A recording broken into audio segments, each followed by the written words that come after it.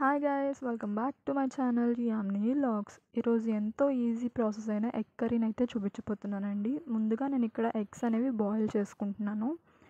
ఇవి బాయిల్ అయ్యేలోపు tomatoes, onions and green chilli కూడా కట్ చేసుకొని పక్కన పెట్టుకున్నాను.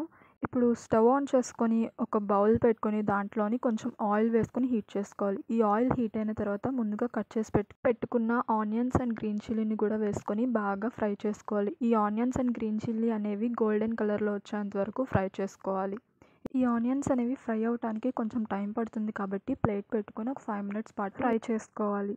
ఇప్పుడు ఆనియన్స్ బాగా ఫ్రై అయిపోయిన తర్వాత ముందుగా మనం కట్ చేసి పెట్టుకున్న టమాటోస్ని కూడా వేసుకొని ఉడికించుకోవాలి. టమాటోస్ ఉడకడానికి టైం పడుతుంది కాబట్టి ఒక 5 మినిట్స్ ప్లేట్ పెట్టుకొని టమాటోస్ అనేవి ఉడికించుకోవాలి.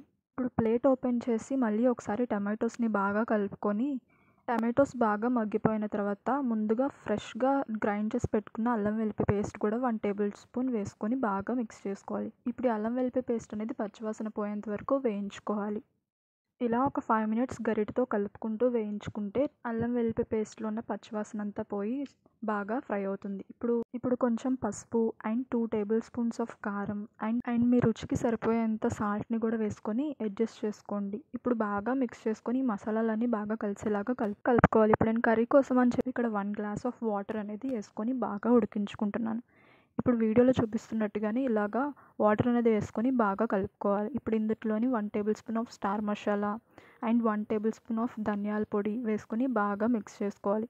ఈ మసాలాలన్నీ బాగా వాటర్లో కలిసేలాగా ఉడికించుకోవాలి. ఒక 10 మినిట్స్ పాటు ఇలా ఉడికించుకొని మీకు ఒకవేళ సాల్ట్ తక్కువైంది అనుకుంటే మళ్ళీ ఒకసారి టేస్ట్ చూసుకొని అడ్జస్ట్ చేసుకొని బాగా మిక్స్ చేసుకోండి. ఇప్పుడు కొంచెం సేపు ఇలా ఉడికించుకొని ముందుగా మనం బాయిల్ చేసుకున్న ఎగ్స్ ఏవైతే ఉన్నాయో ఇప్పుడు ఇందులో వేసుకొని బాగా మిక్స్ చేసుకోవాలి. ఇప్పుడు మీకు కావాలంటే ఎగ్స్ని కొంచెం ఫ్రై కూడా చేసుకోవచ్చు. కొంచెం ఆయిల్ వేసుకొని పసుపు, కారం, ఉప్పు వేసుకొని బాగా కలుపుకొని వాటిలో ఎగ్స్ని వేసుకొని కొంచెం సేపు ఫ్రై చేసుకుంటే ఎగ్ అనేది ఫ్రై అవుతుంది. ఇప్పుడు లేదు అనుకుంటే డైరెక్ట్గా ఎగ్ని బాయిల్ చేసుకొని కూడా ఇలా వేసుకొని కర్రీ అనేది ప్రిపేర్ చేసుకోవచ్చు. ఇప్పుడు ఈ కర్రీలోనే ఎగ్స్ అనేది వేసుకొని ఒక 5 మినిట్స్ పాటు ప్లేట్ పెట్టుకొని ఉడికించుకోవాలి. ఆఫ్టర్ 5 మినిట్స్ ప్లేట్ తీసి ఓపెన్ చేస్తే వాటర్ అనేది బాగా ఇంకిపోయింది. ఇప్పుడు బాగా మిక్స్ చేసుకొని లాస్ట్ అండ్ ఫైనల్గా కొంచెం కొత్తిమీర ఉంటే కొత్తిమీరని కూడా వేసుకొని బాగా కలుపుకోవాలి. ఇప్పుడు 2 మినిట్స్ ఇలా బాగా కలుపుకున్న తర్వాత స్టవ్ ఆఫ్ చేసుకుంటే ఎంతో టేస్టీ అండ్ ఈజీ ప్రాసెస్ అయిన ఎగ్ కర్రీ అనేది రెడీ అయిపోయిందండి. చూడండి ఎంత పర్ఫెక్ట్ అండ్ టేస్టీగా ఉందో ఎగ్ కర్రీ అనేది. ఈ వీడియో కనుక మీకు నచ్చినట్లయితే లైక్ చేయండి, షేర్ చేయండి అండ్ సబ్స్క్రైబ్ చేసుకోండి. పక్కన ఉన్న బెల్ ఐకాన్ మాత్రం మర్చిపోకండి. Thanks for watching my video.